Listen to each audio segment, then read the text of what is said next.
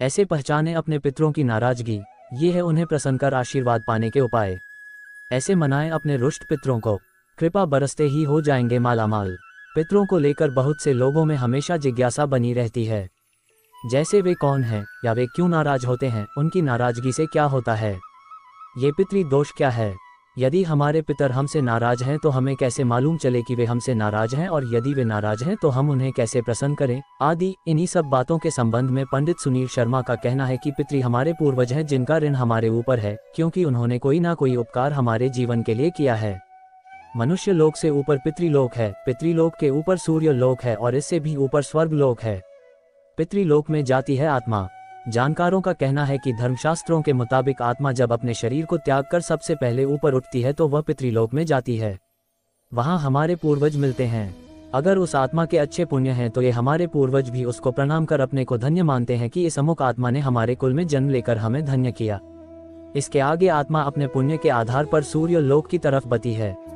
यदि और अधिक पुण्य है तो आत्मा सूर्य लोक से स्वर्ग लोक की तरफ चली जाती है, लेकिन करोड़ों में भी शायद कोई आत्मा ही ऐसी होती है जो परमात्मा में समाहित होती है, जिसे दोबारा जन्म नहीं लेना पड़ता, यानी उसे मुक्ति मिल जाती है। मनुष्य लोक और पितृलोक में बहुत सारी आत्माएं पुनः अपनी इच्छावश मोहवश अपने कुल में जन्म लेती हैं। पितरों को प्रेत योनि से मुक्ति दिलाने सहित मोक्ष की प्राप्ति तक के लिए बेहद खास है ये शिला। पितृदोष क्या होता है? हमारे यही पूर्वज सूक्ष्म व्यापक शरीर से अपने परिवार को जब देखते हैं और महसूस करते हैं कि हमारे परिवार के लोग न तो हमारे प्रति श्रद्धा रखते हैं और न ही इन्हें कोई प्यार या स्नेह है, न ही किसी भी अवसर पर ये हमको याद करते हैं, न ही अपने ऋण चुकाने का प्रयास ही करते हैं, तो ये आत्माएं दुखी होकर अपने वंशजों को श्राप दे देती हैं, जिसे पितृदोष कहा जाता है। पितृदोष पितरों के रुष्ट होने के कारण। माना जाता है कि पितृदोष एक अदृश्य बाधा है।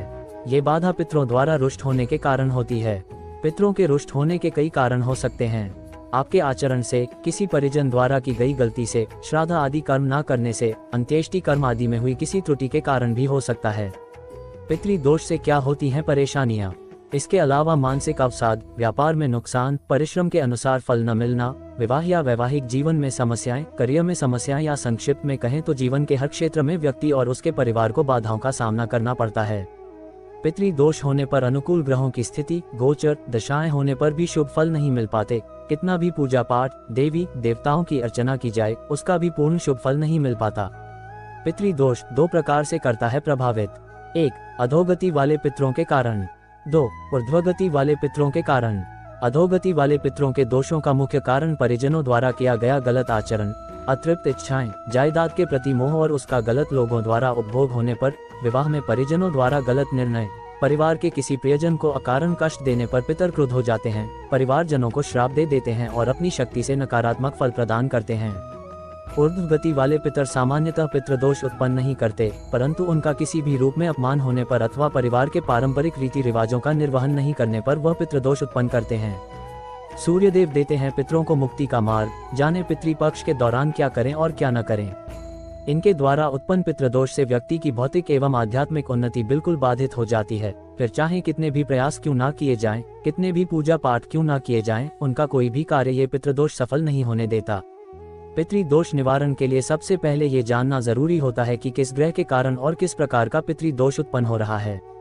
जन्म पत्रिका और पितृदोष। जन्म पत्रिका में लग्न, पंचम, अष्टम और द्वादश भाव से पितृदोष का विचार किया जाता है। पितृदोष में ग्रहों में मुख्य रूप से सूर्य, चंद्रमा, गुरु, शनि और राहु केतु की स्थितियों से पितृदोष का विचार किया जाता है। इनमें से भी गुरु, शनि और राहु की भूमिका प्रत्येक पितृदोष में महत्वपूर्ण होती है। इनमें सूर्य से पिता या पितामह, चंद्रमा से माता या मातामह, मंगल से भ्राता या भगिनी और शुक्र से पत्नी का विचार किया जाता है। अधिकांश लोगों की जन्म पत्रिका में मुख्य रूप से क्योंकि गुरु, शनि और राहु से पीड़ित होने पर ही पितृदोष उत्पन्न होता है, इसलिए विभिन्न उपायों को करने के साथ साथ व्यक्ति यदि पंचमुखी, सातमुखी और आठमुखी रुद्राक्ष भी धारण कर ले तो पितृदोष का निवारण शीघ्र हो जाता है। पितृदोष निवारण के लिए इन रुद्राक्षों को धारण करने के अतिरिक्त इन ग्रहों के अन्य उपाय जैसे मंत्र जप और स्तोत्रों का पाठ करना भी श्रेष्ठ होता है। विभिन्न ऋण। पितृदोष। माना जाता है कि हमारे ऊपर मुख्य रूप से 5 ऋण होते हैं जिनका कर्म न करने, ऋण न चुकाने पर हमें निश्चित रूप से श्राप मिलता है। ये ऋण है मातृ ऋण, पितृ ऋण, मनुष्य ऋण, देव ऋण और ऋषि ऋण। 1. मातृ ऋण, माता एवं माता पक्ष के सभी लोग जिनमें माँ, मामी, नाना, नानी, मौसा, देवसी और इनके तीन पीढ़ी के पूर्वज होते हैं, जिसके कारण भगवान स्थान पर महान बने। इसके बाद हमारे इष्ट भगवान शंकर यदि माता के प्रति कोई गलत शब्द बोलता है अथवा माता के पक्ष को हमारा कष्ट देता आ रहा है तो इसके फलस्वरूप हमारे नाना प्रकार के अपने कुल देवताओं को मानते थे, लेकिन नहीं ने इसके बाद भी कलह और कष्टों का दौर परिवार में कुल देवता ही रहे नाना प्रकार के कष्ट दो श्राप देकर उन्हें पिता पक्ष के लोगों जैसे बाबा, ताऊ, चाचा, दादा, दादी और जिस ऋषि के गोत्र में पैदा हमारे जीवन को प्रभावित करता है। ऋषियों का नाम अपने नाम के साथ जोड़ने में तरह छाया देता है। हमारा जिंदगी भर पालन पोषण करता है और अंतिम समय तक हमारे सारे मांगलिक कार्य नहीं होते हैं। इसलिए आज के इस भौतिक युग में पिता का सम्मान क्या नई पीढ़ी कर रही है। मनुष्य ऋण, माता पिता के अतिरिक्त मनुष्य का धर्म है। हमें धर्म का पालन न करने पर उनका हमारा ख्याल रखा, झेलना ही समय समय पर मदद की। इसमें गए आदि पशुओं का दूध पिया, संतानहीनता, पक्षियों ने हमारे प्रकार के कष्ट आना या संतान से मदद जाने से जीवन भर हमारे ऊपर आदि होती है। लेकिन लोग आजकल गरीब, बेबस, लाचार लोगों की धन संपत्ति हरण करके अपने को ज्यादा गौरवान्वित महसूस करते हैं। इसी कारण देखने में आया है कि ऐसे लोगों का पूरा परिवार जीवन भर नहीं बस पाता है। वंशहीनता, संतानों का गलत संगति में पड़ जाना, परिवार के सदस्यों का आपस में सामंजस्य न बन पाना, परिवार की सदस्यों का किसी असाध्य रोग से ग्रस्त रहना इत्यादि दोष उस परिवार में उत्पन्न हो जाते हैं। ऐसे परिवार को पितृदोष युक्त या शापित परिवार कहा जाता है। रामायण में श्रवण कुमार के माता पिता के श्राप के कारण दशरथ के परिवार को हमेशा कष्ट झेलना पड़ा। ये जग जाहिर है, इसलिए परिवार की सर्वोन्नति के पितृदोषों का निवारण करना बहुत आवश्यक है। पितरों के रुष्ट होने के लक्षण। पितरों के रुष्ट होने के कुछ असामान्य लक्षण जो क्रमशः इस प्रकार माने गए हैं। खाने में से बाल निकलना। अक्सर खाना खाते समय यदि आपके भोजन में से बाल निकलता है तो इसे नजरअंदाज न करें। बहुत बार परिवार के किसी एक ही सदस्य के साथ होता है कि उसके खाने में से बाल निकलता है। ये बाल कहाँ से आया इसका कुछ पता नहीं चलता।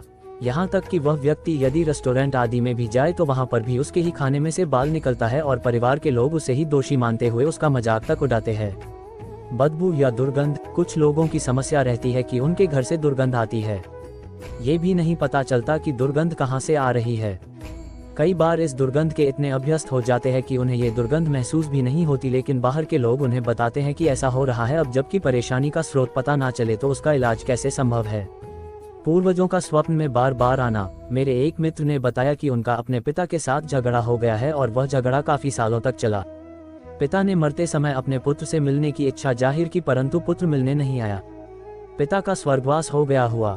कुछ समय पश्चात मेरे मित्र मेरे पास आते हैं और कहते हैं कि उन्होंने अपने पिता को बिना कपड़ों के देखा है। ऐसा स्वप्न पहले भी कई बार आ चुका है। शुभ कार्यों में अड़चन। कभी कभी ऐसा होता है कि आप कोई त्योहार मना रहे हैं या कोई उत्सव आपके घर पर हो रहा है, ठीक उसी समय पर कुछ ना कुछ ऐसा घटित हो जाता है कि जिससे रंग में भंग जाता है। ऐसी घटना घटित होती है कि खुशी का माहौल बदल जाता है।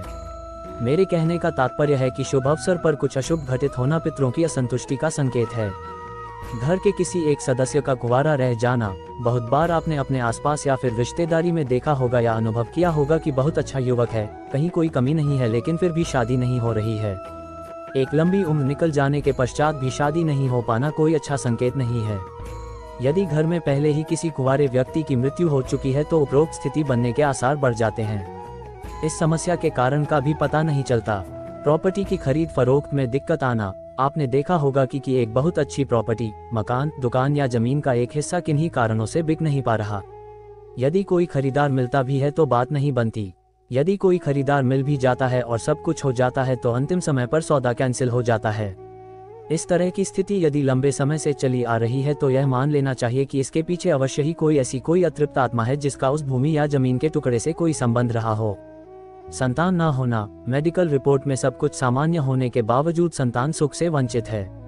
हालांकि आपके पूर्वजों का इससे संबंध होना लाजमी नहीं है, परंतु ऐसा होना बहुत हद तक संभव है। जो भूमि किसी निसंतान व्यक्ति से खरीदी गई हो वह भूमि अपने नए मालिक को संतानहीन बना देती है। पितृदोष की शांति के उपाय।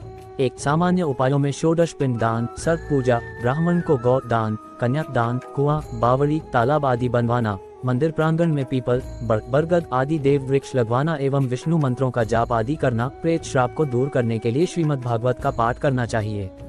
2. वेदों और पुराणों में पितरों की संतुष्टि के लिए मंत्र, स्तोत्र एवं सूक्तों का वर्णन है जिसके नित्य पठन से किसी भी प्रकार की पितृ बाधा क्यों न हो शांत हो जाती है।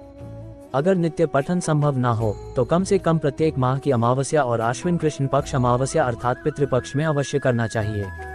वैसे तो कुंडली में किस प्रकार का पितृदोष है, उस पितृदोष के प्रकार के हिसाब से पितृदोष शांति करवाना अच्छा होता है। 3. भगवान भोलेनाथ की तस्वीर या प्रतिमा के समक्ष बैठकर या घर में ही भगवान भोलेनाथ का ध्यान कर निम्न मंत्र की एक माला नित्य जाप करने से समस्त प्रकार के पितृदोष संकट बाधा आदि शांत होकर शुभत्व की प्राप्ति होती है। मंत्र जाप प्रातः या सायंकाल कभी भी कर सकते हैं। मंत्र ओम तत्पुरुषाय विद्महे महादेवाय च धीमहि तन्नो रुद्रः प्रचोदयात्। 4. अमावस्या को पितरों के निमित्त पवित्रता पूर्वक बनाया गया भोजन तथा चावल बूरा घी एवं एक रोटी गाय को खिलाने से पितृदोष शांत होता है। 5. अपने माता पिता बुजुर्गों का सम्मान, सभी स्त्री कुल का आदर सम्मान करने और उनकी आवश्यकताओं की पूर्ति करते रहने से पितर हमेशा प्रसन्न रहते हैं। 6. पितृदोष जनित संतान कष्ट को दूर करने के लिए हरिवंश पुराण का श्रवण करें या स्वयं नियमित रूप से पाठ करें। 7. प्रतिदिन दुर्गा सप्तशती या सुंदर कांड का पाठ करने से भी इस दोष में कमी आती है। 8. सूर्य पिता है, अतः तांबे के लोटे में जल भरकर उसमें लाल फूल, लाल चंदन का चूरा, रोली आदि डालकर सूर्य देव को अर्घ्य देकर 11 बार ओम गृणी सूर्याय नमः मंत्र का जाप करने से पितरों की प्रसन्नता एवं उनकी ऊर्ध्व गति होती है। पितरों का मंत्र कौन सा है? ओम पितृगणाय विद्महे जगत धारिणी धीमहि तन्नो पितरों प्रचोदयात्। ओम देवताभ्यः पितृभ्यश्च महायोगिभ्यः च नमः स्वाहाय स्वधाय नित्यमेव नमो नमः। ओम आद्य भूताय विद्महे सर्व सेव्याय धीमहि। जब मृत्यु के बाद आत्मा दूसरा शरीर धारण कर लेती है तो फिर पितर देव के रूप में कौन आता है हर साल पितृपक्ष में? पितृपक्ष श्राद्ध आदि गृहस्थी के स्मारक हैं। अपने इतिहास का स्मरण है जो करना चाहिए, क्योंकि आखिर हम भी तो इतिहास ही बनने वाले हैं। पितर यानी पुरखों का वर्णन जो शास्त्रों में आया है वह समाज के जीवित श्रेष्ठ पुरुषों के लिए है। पुरखे 7 माने गए हैं: अग्निश्ववात, हविर्भुज, बहिर्षिद, अर्यमा, सुकालिन आदि।